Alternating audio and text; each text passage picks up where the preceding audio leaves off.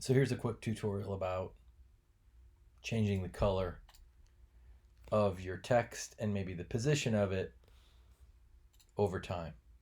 You could use the puppet pen tool in order to move these letters around, but I think the better move would be to take your typography layer, go to create, change those into shapes or mask. Probably shapes would be easy. So now all of these are shapes, and I can look in here and say, I don't even need my original text layer anymore if I don't want to keep that. Sometimes it's good to keep just so that you can always go back to it, turn it on, and if you made a misspelling, or go back to shapes if you wanted to from the original type that you left. But you don't need that layer. And you can go down here and I can say, okay, here I've get these letter forms. And so you'll notice that like something more complex like this A here that has the an interior stroke, an exterior stroke, and then the bar at the top. So it has three different paths that are involved in this one letter form. But I could open each of these up and I could say, okay, let's say at 1 second I want this A to move and get bigger, or however I want it to. I could say, all right,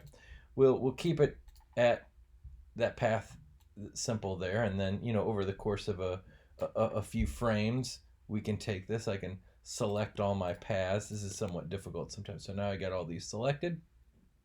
I've held shift there to do that, and then I could move it up if I wanted to. So now that I've moved it up, you can see it creates a new keyframe down here. And then maybe I want it to stay up for a little bit, for a few frames. So I'll go ahead and create a new keyframe there. So now it stays up for a little bit. And then I want it to go back to where it was before. So I can move my keyframes out and I can move it back down to where it needs to be. I could also, if I wanted to, copy and paste these keyframes, edit, copy, and then take these keyframes and delete those keyframes and paste those keyframes there if I wanted to. So if I wanted to copy and paste keyframes, I could do that and put those back in the same spot. So now it goes up, it stays there, and then it goes down. Now additionally, if I wanted to go up and then change colors, or I could even have scaled that if I wanted to at that point. But now if I wanted to change color at that point, another thing that I could do is I could come in here and say, all right, the fill color for these letter forms, let's say I want to, over here I want it to keep it at white, and then when it moves up, maybe I want it to move to a different color.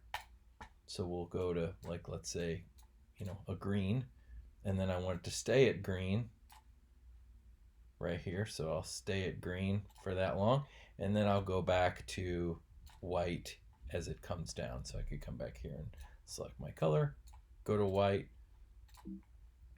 and now I have this animation of this typography going up to green and then coming back down to white. So it's green to white if I wanted to do something like that.